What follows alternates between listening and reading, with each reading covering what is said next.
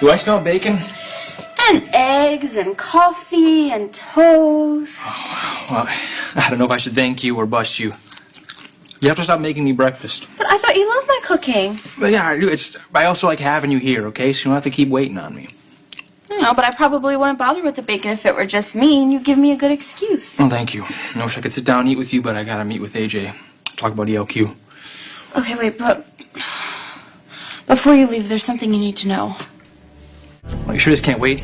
I mean, age will only take like a couple hours. No. It's really waited long enough, and I think you should sit down.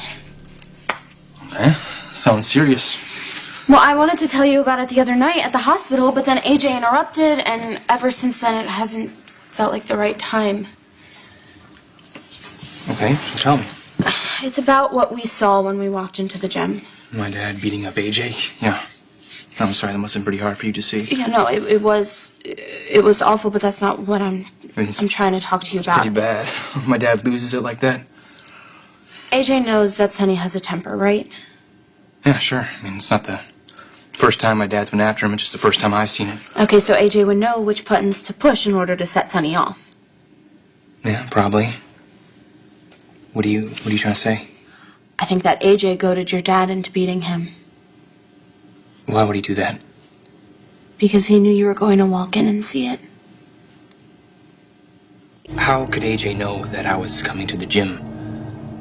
Because he read the text that you sent your dad. How could you possibly know that?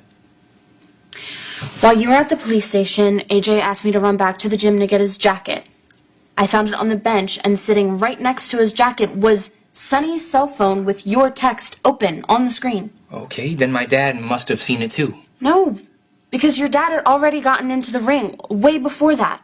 He had been sparring with Sean for a while before AJ even got there, so he couldn't have seen the text message. And then AJ comes in, sits down on that bench right next to the cell phone, and reads your message. So what exactly are you trying to say? What we do know is that AJ went to the gym to talk to your dad. They agreed to spar. AJ sat on a bench that was right next to Sonny's cell phone and saw the message. Michael, he knew that you were coming, and Sonny didn't. Okay, I still don't see why you think AJ is in the wrong here. You know, I mean, Sonny shouldn't have started beating on him. He should have been able to control himself, but I think that's exactly what AJ wanted to happen. Okay, so what? AJ sees my message.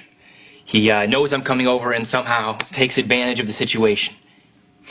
AJ goaded your father into beating him so that you would walk in on a violent situation, which would validate everything that he has told you about Sonny. The meat hook, the threats, everything.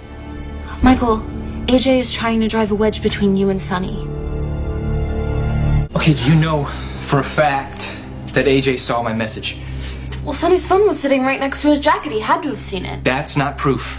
AJ knows that Sonny is an experienced fighter, right? So why would he go to the gym saying that he wanted peace, agree to spar with Sonny, and then start baiting him? Okay, so... Unless he had a reason, right? So AJ, he sees my text message, and in 10 seconds he comes up with a strategy to turn me against my father? That's a hell of a leap, Starr. Look, I know it may seem that way, but if you consider AJ's motives, it makes sense. I'm just starting to get to know my biological father. Now you're telling me he's a snake? No, I'm not. No, what I'm telling you is that your fathers are fighting over you, and I don't want you to get caught in the crossfire. I don't mean to sound harsh, but I think you've gotten so used to dealing with your father's lies that you see the worst in people.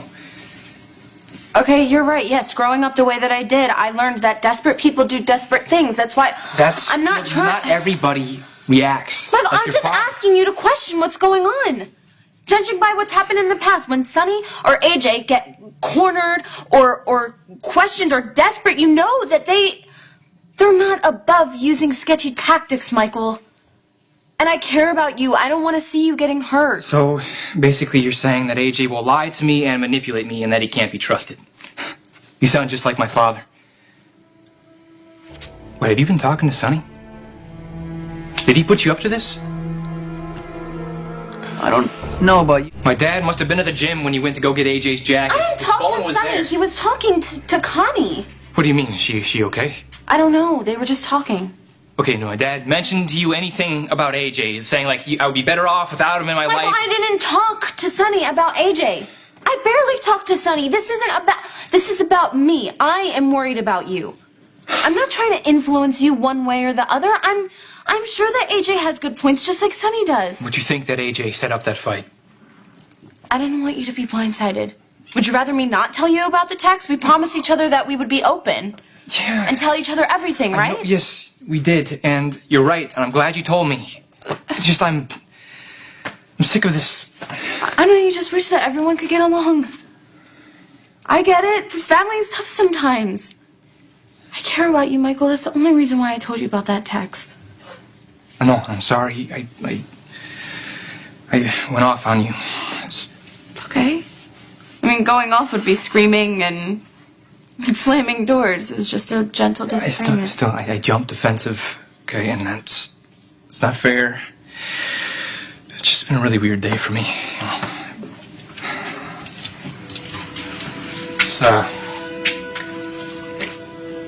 This is the anniversary when Abby died. Michael, why didn't you tell me? I don't know, I didn't want to dump it on you. But you were so great about calling Hope. You have no idea how much that meant to me, how much that helped me, and I want to be there for you if you want to talk, ever. Abby helped me through a really hard time in my life. She helped me get through some pretty bad stuff. Not sure I would have made it otherwise. I miss her. I know. And now with Jason gone,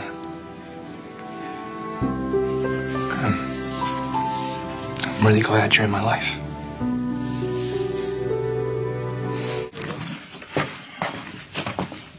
The more time you spend together, Michael's gonna figure out that you're basically just the same weasel that you were back then.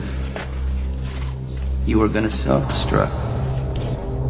And this brand new life that you say you want, I won't even have to lift a finger.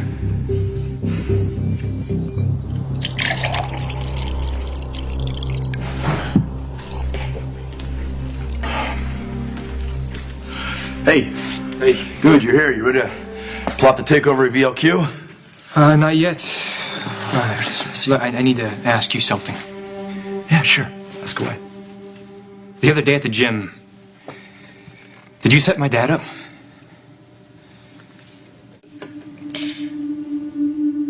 Michael's girlfriend Abby died a year ago today. You know, they say it gets easier as time goes on. And it does, in a way. Your life moves on and you find things to care about, but you never stop missing the people that you lost. I'll never stop missing you.